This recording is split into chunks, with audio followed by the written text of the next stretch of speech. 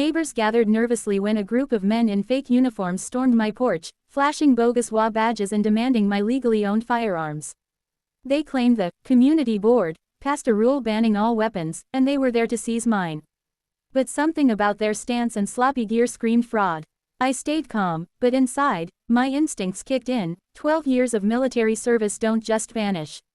I told them to wait while I retrieved the paperwork. Instead, I activated the silent alarm I'd wired into my home, a protocol I designed from my army days.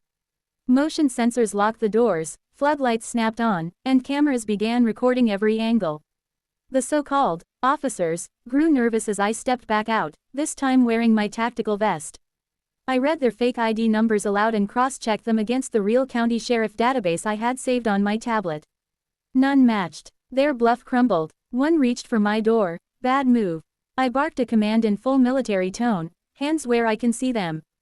They froze. Within minutes, the real sheriff units screeched onto the street. My silent alarm had already notified them.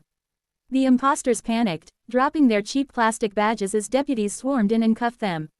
Turns out, these weren't officials at all, just HOA board members who thought they could bully me with costumes and threats. But impersonating law enforcement is a federal crime, and they were dragged off screaming about community authority. As the cruisers hauled them away, the sheriff shook my hand, telling me I'd handled it by the book. My neighbors stood speechless, finally realizing the HOA's power trip had crossed a line. They tried to take my rights with fake authority. Instead, they triggered military protocol, and I made sure they'll never forget it.